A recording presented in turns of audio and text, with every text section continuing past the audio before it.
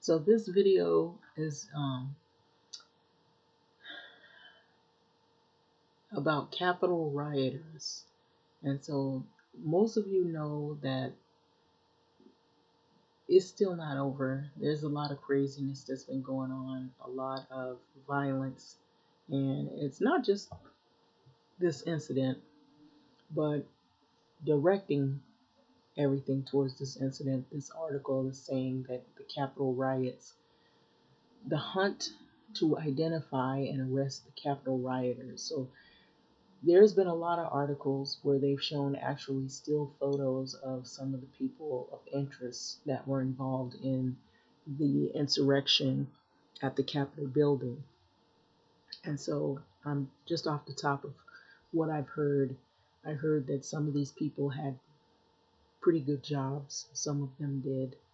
Um, some of them have now been faced with arrest, and they've also been faced with losing jobs, and they're looking for more people. And then what I noticed is that a couple of days ago they showed a woman on the news, and I guess she was among the rioters, and she was involved in it as well herself. Basically, what they were trying to do is blame it on Antifa and all these other groups that weren't even really, you didn't really see any of those groups, not as much as you did these rioters and these people that they actually pre-planned all of this. And I believe their social media had been, investigated, and they looked up a lot of these people and persons of interest because, they didn't hide their faces. A lot of them weren't wearing masks. They weren't wearing anything shielding themselves from this virus that is out of control right now, as a matter of fact.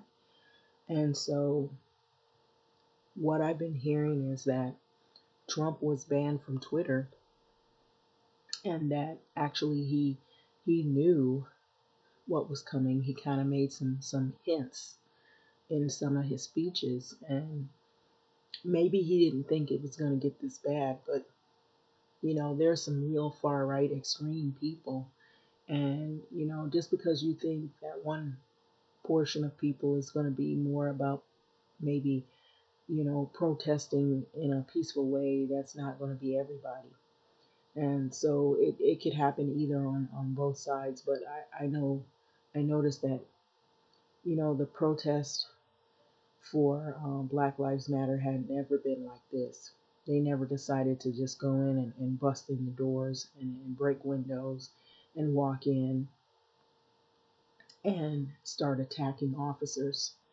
And I don't think they would have gotten that far. And I noticed that these so-called barricades that they had, I noticed that they looked like they were metal fencing, and it was easy to fling them around. They were real flimsy. They didn't look like they held anything. As a matter of fact, I recall seeing those when somebody's lining up to go on a ride at Universal Studios, or if they're going on a ride at an amusement park, or they're lining up to go into something, and those are flimsy. Those are mainly partitioning, and so it wasn't really good barricades. Um, when they've had barricades for other people, they've been concrete, and they'll have barbed wire, so to make sure that you won't cross, and that it's heavy, you can't fling them across. And they don't have a lot of people that have inside connections where they just basically let everybody run in and run out. But it didn't look like people ran in and ran out at the same time. It looked like they ran in and didn't go out for quite a while. It looked like they went around going from room to room, and they were destroying the place and rummaging through things. Um, and then later, I was hearing that I don't know if this is true or not, that some of the rioters went to Olive Garden after they rioted, which was crazy. And there's been a lot of stories, but for what I know, pardon me. So it's not even that late, but I've had a long day. I wonder where all my question is where all of the black Trump supporters. There were so many people like Candace Owens and some of these people who were really rooting for Trump, and they were writing all these books, and they were pretty much going up and down, arguing their point politically on how they support these groups. And now you don't hear anything from these people anymore. And I'm wondering what's going to happen to them now, because it seems like that was their fame. That is what catapulted a lot of them. I saw where they got rid of Steve Bannon. He had some social media site called War Room, and they pulled it from YouTube. I believe he had several channels, and there's also some other channels that are extremely, I have to be honest with you, they're racist, and some of these Republicans are on those channels. That's why I can't understand for the life of me why Trump even had any support from the black community, even the ones that are supposedly supposed to be Republican. If you hear some of the comments,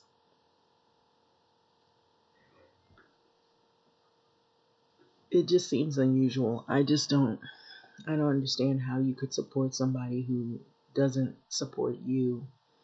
Um, and it's not because, you know, they knew you first name basis. They just don't support you because they don't support your culture or who you are and what you look like because your skin color. So I just couldn't understand why anyone would want to support a group that doesn't really have a lot of um, respect for people of color, or black people, that is. Um, so I just don't understand it. It was mind boggling to me. And then there were people that were wearing hats. There were a sprinkle of black people there at the Capitol building, but it didn't look like there was many. I will say that. Seemed like the majority of people were white. But it was really bad. It looked bad. And so, you know, I even saw where they showed people that were supposedly they were not supposed to be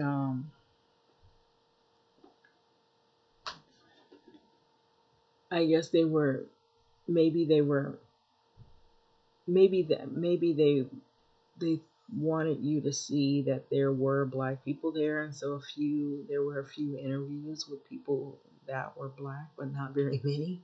Most of the people that seemed like most of the most violent people that were really vain and really arrogant and really like bold were like social media, I guess people who follow them, social media influencers, far right extremists, and they seemed the most, you know, bold in the act of showing themselves on camera and going into the office, like Pelosi's office and some of the other offices. They seemed really bold what they were doing. And um, I don't know, you know, what's going to become of this, but it does not look like this is a good year. I will say that. Everybody was thinking that 2020 was the bad year. I would have you think again. I think 2020 was actually just the beginning of what we were going to see as chaos. I think things are going to start turning around at some point, but there's going to be all of these little pocket groups like this and incidences because we're still currently in the middle of a pandemic. A lot of people are dying. A lot of people are on unemployment. I heard that the housing market is being affected. See, kept quiet on that for a good long while, but I heard that the supply of homes is really low, and that sellers and buyers are more reluctant to do any of their business because of the current pandemic and the virus issues. And so that is a factor in it. And I said, somebody in an article decided to tell the truth, because at first they were making it seem as though everything was normal and that the housing market is booming. And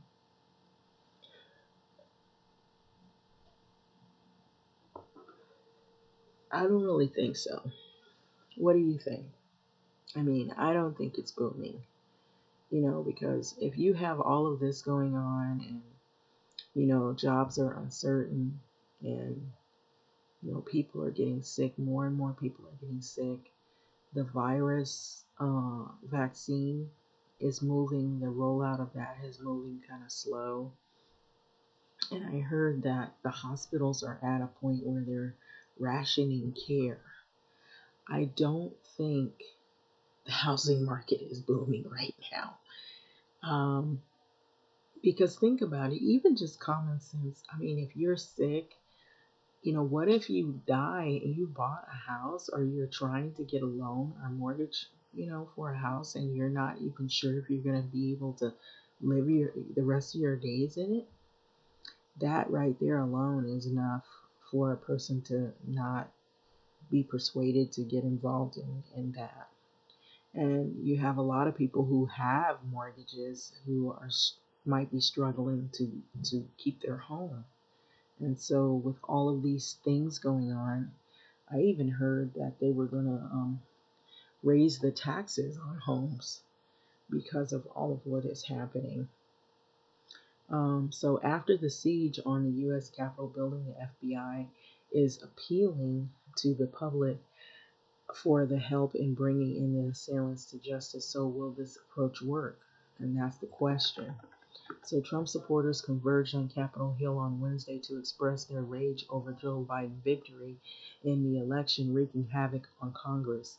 Rioters were pictured vandalizing congressional offices, and an aide to the Speaker of the House, Nancy Pelosi. So Washington's top Democrat reported a laptop was stolen as well. So Richard Barnett, a 60-year-old Gravette from Gravette, Arkansas. One of the individuals who has entered the building has been arrested, and so this guy was arrested according to the Justice Department officials, and he was not hard to find either, because you see his face. I mean, he's basically giving himself away. So this is Richard Barnett. He sits in one boot disrespectfully on the desk that is the very center of power in Congress. And so he appeared in a now iconic image of the siege. Okay, so this is probably going to go down in history, with his feet on the desk, and he has been charged with the theft of public property among the offenses. And so West Virginia lawmaker Derek Evans has also been charged, and he posted a video of himself online standing outside the building with the Trump supporters and then going inside the place. And so more than a dozen people have now been charged in offenses related to the assault on the Capitol building, says the federal law enforcement officials. More arrests are expected in the coming hours and days. And so the investigation is sweeping and ambitious, and it is enlisted the help of the public. So these intruders could be charged with an array of crimes ranging from trespassing and other related, relatively minor ones, to serious offenses involving firearms and explosive devices. And so you're going to see that in a few minutes. So they could be sentenced for many years in prison as well. So, which is why the FBI is now asking, do you recognize anyone in the pictures? So if so, agents want to hear from you. So they are conducting a massive effort to track down and arrest the people who broke into the Capitol building on Wednesday. They want everyone in the city and across the U.S. to join their crime-solving team. What's the situation so far? 5 people died. So it was 5 people, not 4, including one Capitol police officer. So far, there have been at least 82 arrests. Investigators in D.C. say that they have received over 17,000 tips from the public on the rioters. So the FBI is offering a $50,000 reward for information leading to the arrest of the individual who planted, now get this, pipe bombs at the Democratic and Republican Party headquarters. So the FBI has set up a tip hotline on a website letting members of the public know how to contact them with the information about the people who stormed the U.S. Congress. And so they're seeking information suspected pipe bomb in Washington, D.C. And so FBI is offering a reward to $50K for info leading to the location, arrest, and conviction of this person responsible for the pipe bomb found in D.C. on January the 6th. So there was a pipe bomb. And so tell me or tell me not that this is not terrorist acts. Violent, destructive, destroying public property, terrorism, you know, the whole nine, criminal activity. So this grassroots tactic is time worn and effective, say the FBI veterans. So posters for the FBI's most wanted fugitives were once plastered on the walls of the post office, says Stephen Pomerantz, a retired FBI official who previously served as head of the Bureau's counterterrorism section. These kind of public outreach programs work well, he says. So in the mid-1990s, one of the FBI programs led to the capture of Theodore Kaczynski, a Montana man known as the Unabomber, who mailed explosives to the individuals, killing 3 people, and FBI officials decided to release to the public the manifesto that he wrote, and his brother saw the tract in a newspaper, so he recognized his brother's ideas in the screed and turned them in. So since then, citizen sleuths have become more sophisticated. So activist Sean King, known for his aggressive use on online tools to pursue criminals, went after some of the people who infiltrated the Capitol building, and he posted photos of their antics. And so including one intruder in the congressional office with his feet on the desk. And so the intruder is 60-year-old Richard Barnett, who is from Gravette, Arkansas, was quickly identified in the media and has since been arrested. So another man pictured wearing a fur hat and horns, whose photo was shared widely online, was identified as Jake Angeli or Angeli. So correct me if I'm wrong on that name, a vocal supporter on the QAnon conspiracy theory. So however, it takes time to sift through material offered up by members of the public, and sometimes citizen sleuths do more harm than good. So after the Boston bombings in 2013, online detectives circulated a photo of 2 people carrying backpacks and chatting near the Boston Marathon. So people described them as suspects, even though they had nothing to do with the attacks. Adding to the confusion from the Capitol attack is the proliferation of disinformation about who instigated the violence. So some Trump supporters online have already suggested rioters were associated, this is where I came up with this, Antifa or Black Lives Matter, though there is no evidence of this. And so you didn't really see any Black Lives Matter there at all, because they would have been holding signs saying Black Lives Matter, and you didn't really see any Antifa people there, because Antifa people really don't get along with far right groups, such as these Trump supporter people. They usually are oppositional to those groups, to fascism. And so they may have a different approach about dealing with fascism. It may be a little more aggressive, but they are not going to be joining in, going and storming a Capitol building. Um,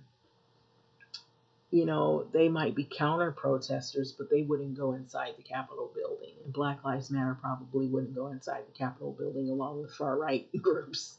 It just doesn't make any sense. And I feel like they're blaming these groups because that's their go-to because they know they've all been caught. And there's photos of people who are not affiliated with Antifa nor Black Lives Matter. And so that is the reason why, because they've looked through all of this. But many Americans are eager to see the mob brought to justice. So George Washington's University law professor Steph Salzberg has worked in the criminal division in the U.S. Justice Department, and says that people are highly motivated to help the FBI. So people care about their democracy. He says they want to see people punished and they want to see justice being done. So that's pretty much the article. It's just, I was amazed by looking at this picture of this guy just walking in casually carrying a pipe bomb. It's scary. It's like this could happen anywhere. But the Capitol building, anybody in these places, it's just dangerous. Your lives are in danger. And so this was by Tara McKelvey, BBC White House reporter. And so I thought this was a cool article because of the still pictures that she has here. Rioters at the Capitol. It just says a lot. I mean, look at all the people all bunched together. Take a look. Take a close look. Do you see them wearing any masks? I don't. If you look through the crowd, look how close they are bunched together. Do you think that they're 6 feet apart? No, not at all. They're really squeezed together like sardines. And do you see any Black Lives Matter people in there? I don't. Do you see Antifa in there? I don't see them either. So it just seems really crazy. And even if you look at some of the other photos, you don't see any of these other groups that they're claiming that was supposed to be in there. I believe they're just doing that because they know they've been caught. But however, you do see all of them, far right extremisms, the Trump supporters, the people who are in QAnon, you see all of them, but you do not see, and people who are carrying Confederate flags and whatnot, and for whatever it is that they believe in. But I don't see Black Lives Matter, and I do not see Antifa. I don't see any of the other groups. I see far right extremism. That's what I see. And then people who might be or would be terrorists when you see this guy down here carrying a pipe bomb into the building. And this could have been a tragic situation even more than what it was. I mean, what if he put this building ablaze and all those people up there, they were there for their insurrection, and this supposed person that's carrying this pipe bomb, maybe he was agreeing with them, but all those people ended up dead if that thing had went off. They wouldn't have had time to look at all those people. Let's go pan back up here. Do you think they would have had time to run? Probably not. Look at all the people you'd have to try to barrel through all those people just to get off the steps. And they were more eager to get inside rather than go out.